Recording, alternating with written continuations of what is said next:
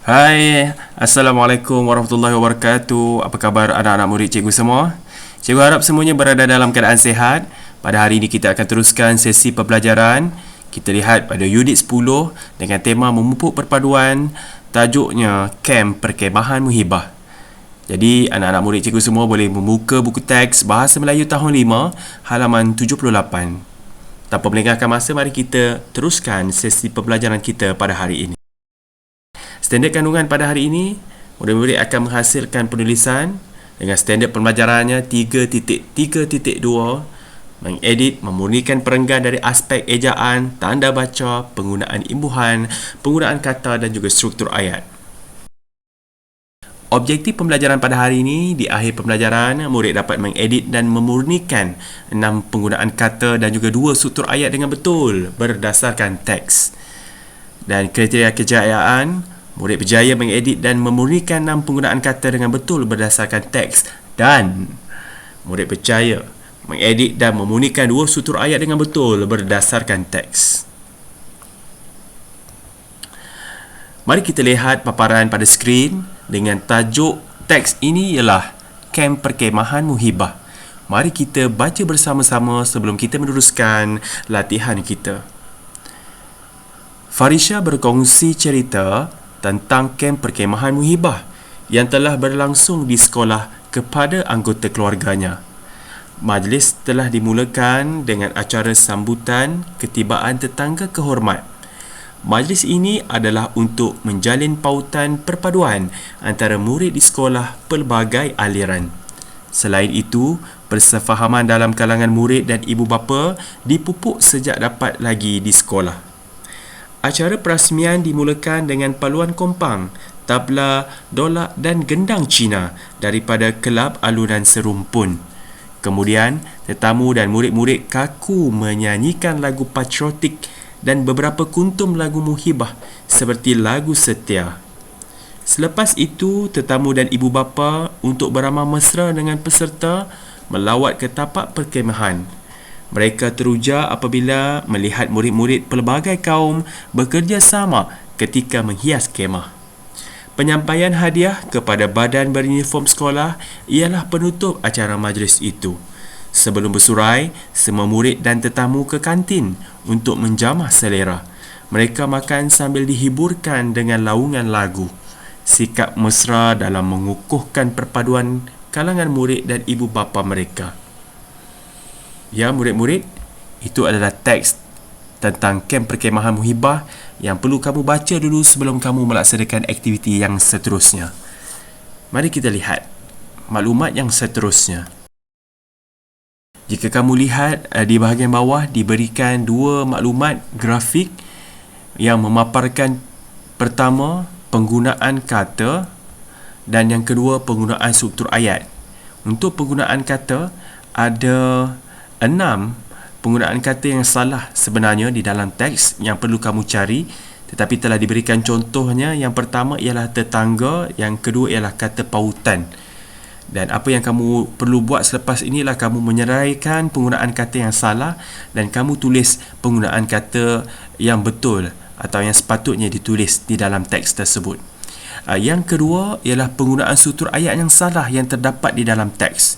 Kamu boleh lihat diberikan di dalam bahan grafik tersebut ada 3. Di dalam jadual ini ada 3 kesalahan penggunaan struktur ayat yang terdapat dalam teks yang telah kamu baca sebentar tadi. Jadi kamu perlu betulkan. Kamu tulis ayat yang salah dan kamu betulkan ayat yang tepat. Untuk aktiviti kali ini adalah kamu perlu mengedit dan memurnikan teks dari aspek penggunaan kata dan struktur ayat. Penggunaan kata kamu kena betulkan.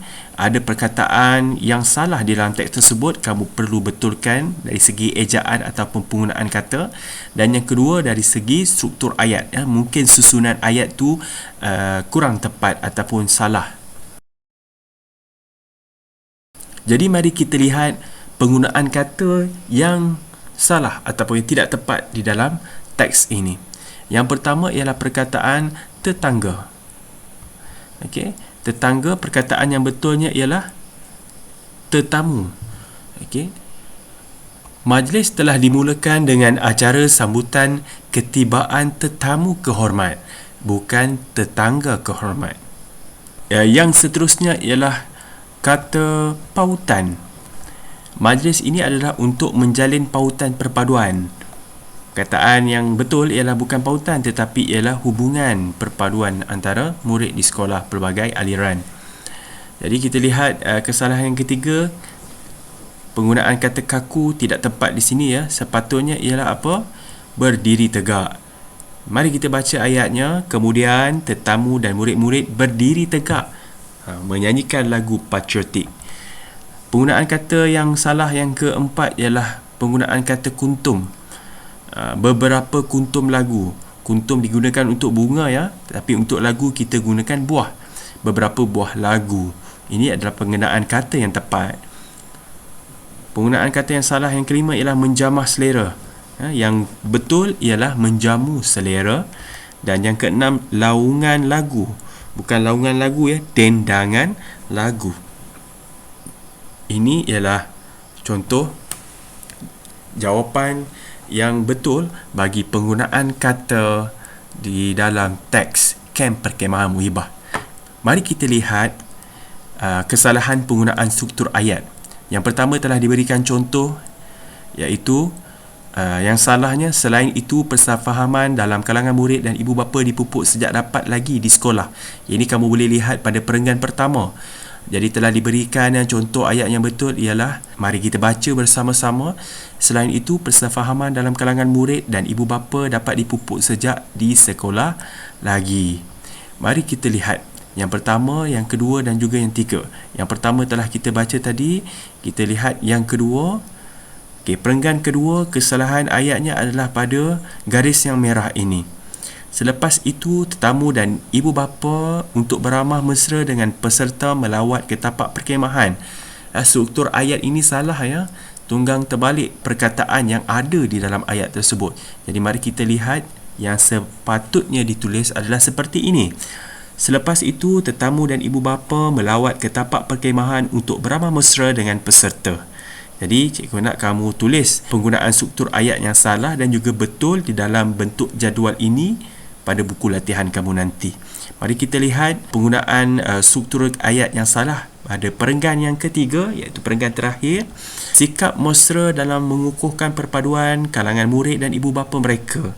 Penggunaan struktur ayat dalam perenggan ketiga ini salah ya.